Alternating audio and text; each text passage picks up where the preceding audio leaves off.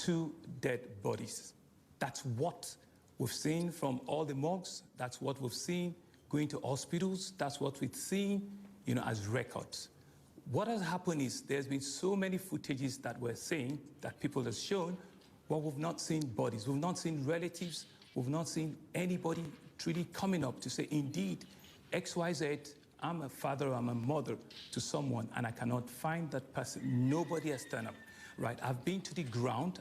There is no scratch of blood anywhere there. Who ordered people to be shot, and which branch of security services carried out the shootings?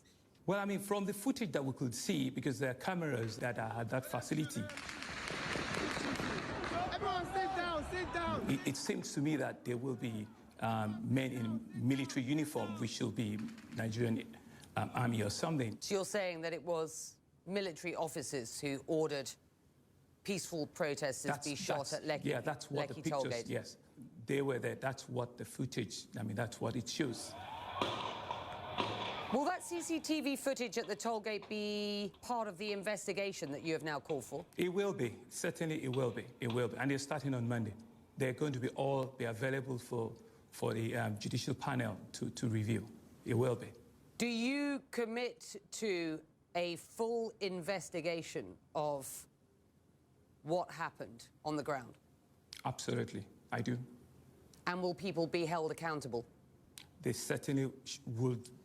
We'll do everything to ensure that they are held accountable. We'll do everything. It's a very simple question. Will they be held accountable?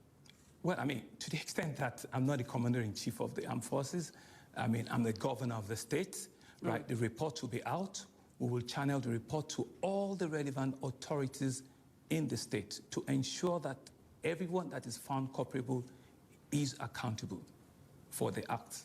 It's 2017. They've been announcing that the SARS unit has been disbanded. They announced in 2017, announced in 2018, announced in 2019. Now in 2020, they announced again. They just think we're stupid because you're literally just renaming this unit and expecting us to say, oh, yeah, wow, that's great. The SARS, or Special Anti-Robbery Squad, has been described as nothing but a money-making terror squad with no accountability.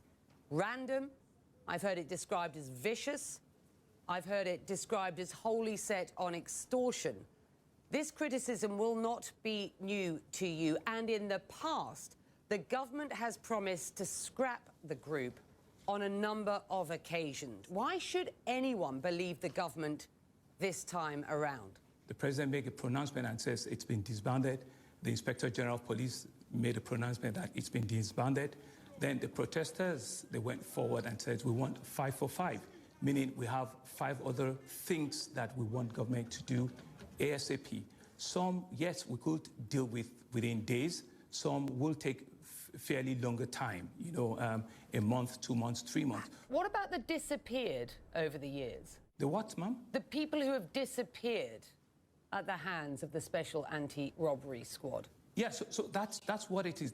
People have claimed that, their friends or their family members, have been killed. So this judicial panel of inquiry is meant to bring, all of those stories to accountability, where we can make restitution, where the families can come and prove, and identify the officers, that are responsible for this.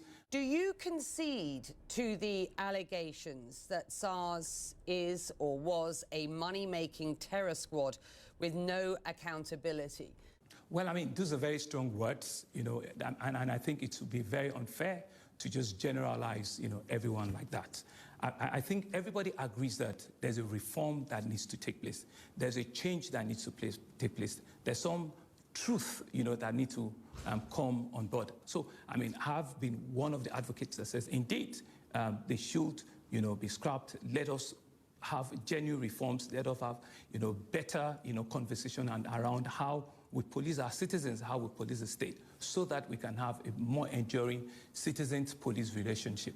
If you do not concede to the descriptions that I have seen and heard of the group, then how would you describe the Special Anti-Robbery Squad? I think it's a group that have been ill trained. They've been illy motivated.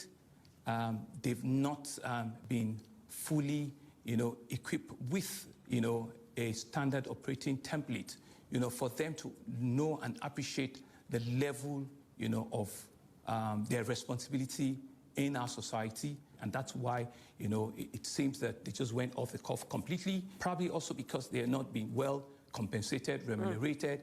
Everybody that drives a flashy car, maybe they think, they can extort, from there, very unfortunately, and it's very condemnable. Is it international pressure that has persuaded you as the governor, the government, the president to finally speak out about what is going on and what protesters have been demonstrating for so long in Lagos and in Nigeria? There are no international pressure whatsoever.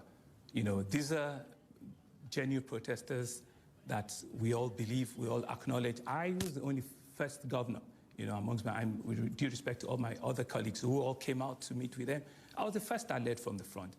I carried the NSAD flags, with them. I met with them twice, and we all had the rally together. We all walked together. Do you genuinely believe that there will be change as a result of what has happened over the past couple of weeks? Becky, there seems no genuine... I genuinely, Becky, I genuinely believe there will be change for two reasons. One, what has happened, especially in Lagos, is extremely unimaginable. That's number one. Number two, it was a clarion call, for all of us in government, especially, understanding and realizing, what the youth, what they truly want us to be doing, So it hit all of us like a thunderbolt, and it was just, a wake-up call.